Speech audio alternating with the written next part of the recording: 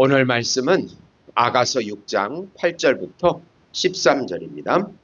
왕비가 60명이요 후궁이 80명이요 시녀가 무수하되 내 비둘기 내 완전한 자는 하나뿐이로구나.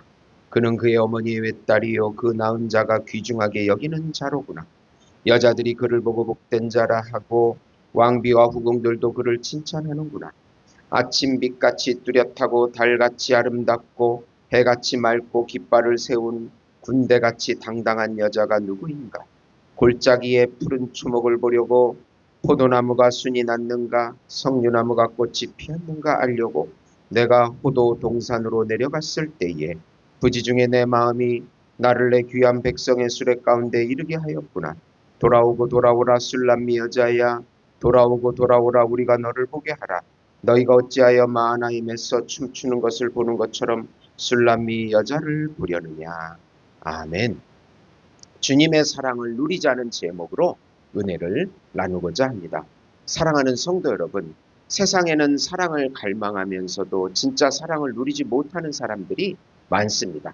사랑을 받지만 그것을 믿지 못해 불안하고, 사랑을 주고 싶지만 거절당할까 두려워 움츠러드는 사람들입니다.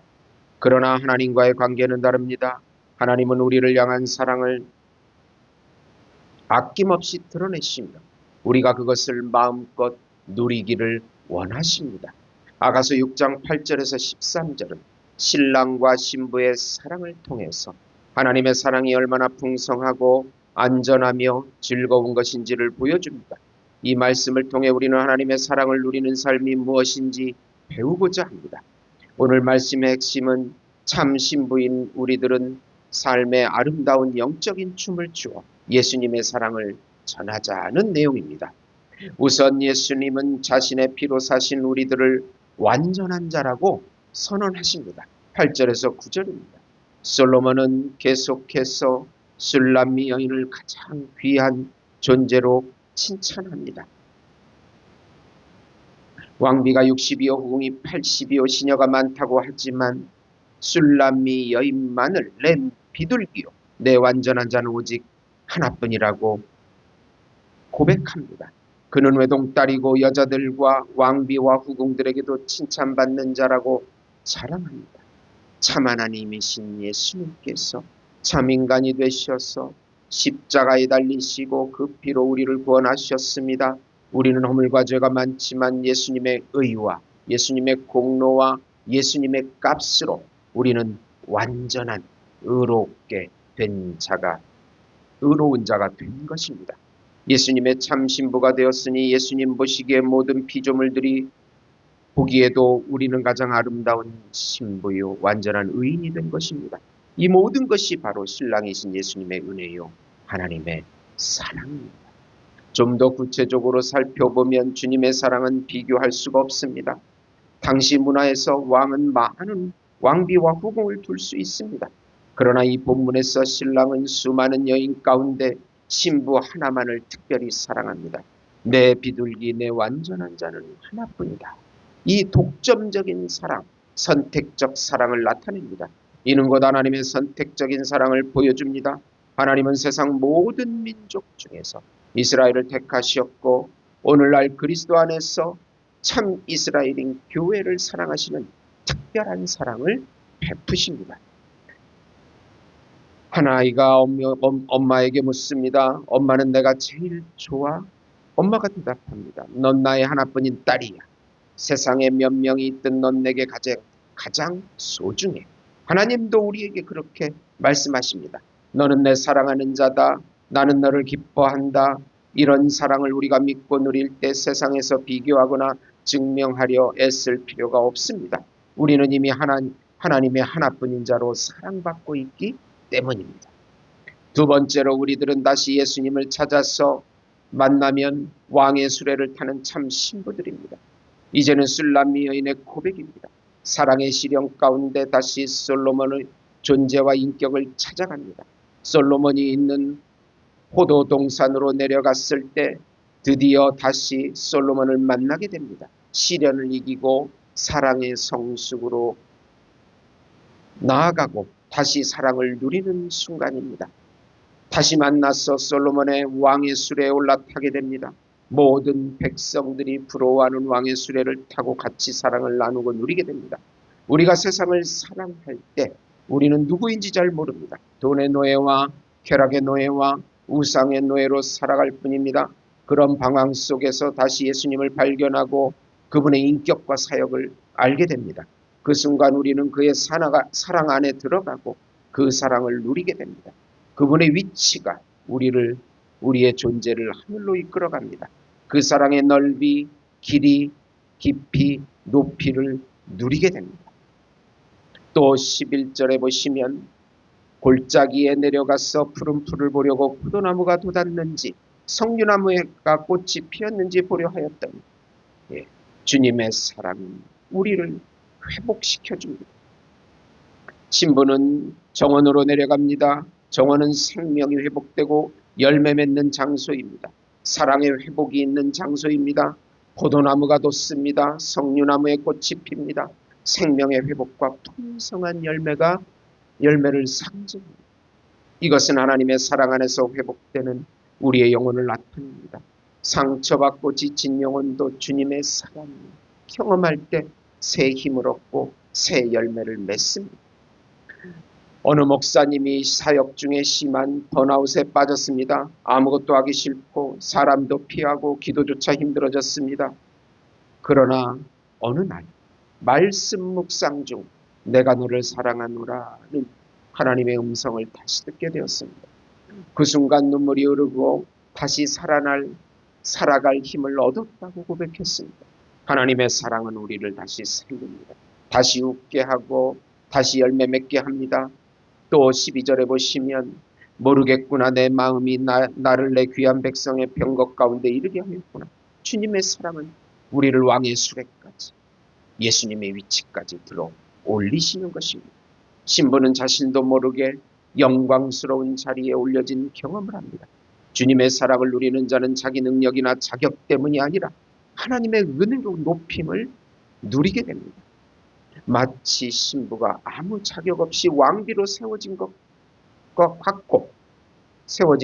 같고 우리도 자격이 없지만 예수님과 함께 하늘 보좌에 앉게 하신 것과 같습니다. 에베소서 2장 6절입니다. 세상에는 자격이 있어야 올라가지만 하나님의 나라에서는 사랑받는 자가 높임을 받습니다. 우리는 날마다 주님의 사랑을 기억하며 자존감이 아니라 하나님 앞에서의 존귀한 자로서의 의식이 회복되어야 합니다.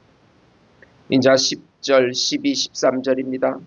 교회 공동체는 성도들이 예수님의 사랑을 알고 누리는 공동체입니다.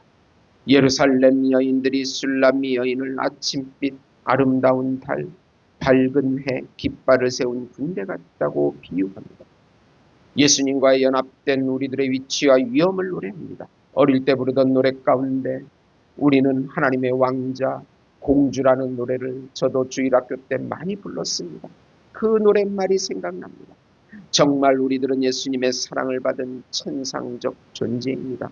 예수님의 예루살렘 여인들은 돌아오라고 하는데 돌아와서 그 사랑을 누리라는 의미입니다. 술람미 여인의 아름다운 춤을 보고 싶다고 합니다.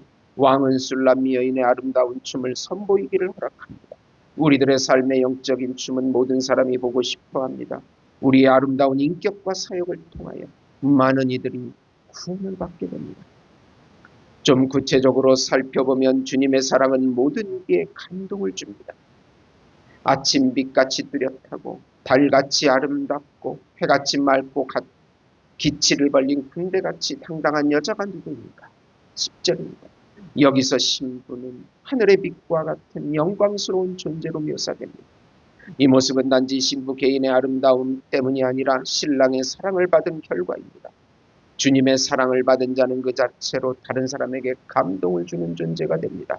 예수님과 사랑의 교제를 나누는 성도는 그 빛이 얼굴에 나타납니다.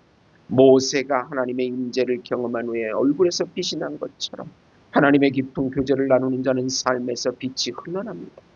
성도인 우리가 세상 가운데서 희미한 존재가 아니라 밝은 아침처럼 해같이 빛나는 존재로 살기 위해서는 먼저 주님의 사랑을 누리는 삶이 되어야 합니다.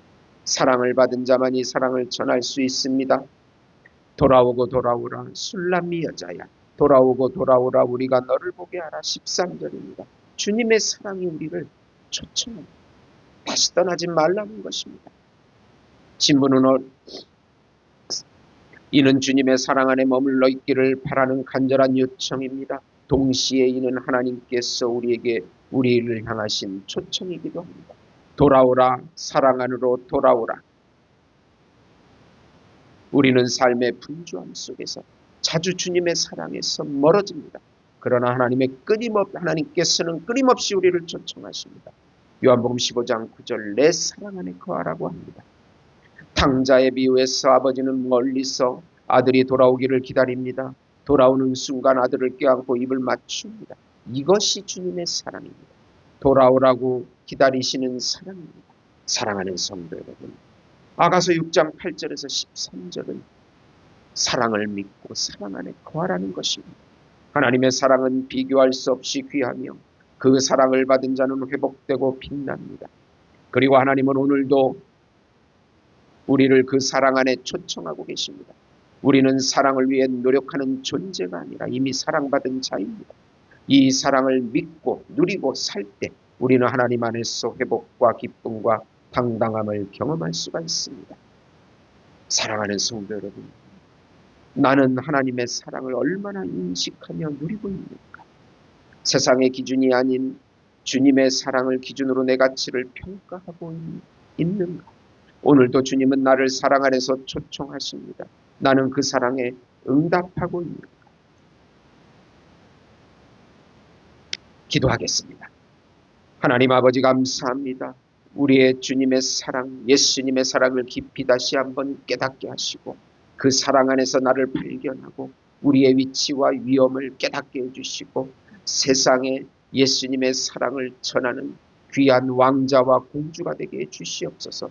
이 민족을 불쌍히 여겨주시고 교회를 불쌍히 여겨주시고 가정을 불쌍히 여겨주시고 속히 통일이 되어 이북의 삼천교회가 재건되게 하시고 기독교 장래 문화가 정착되게 해주시옵소서.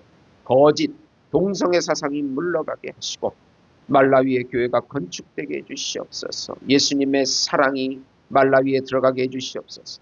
예수님의 이름으로 기도합니다. 아멘.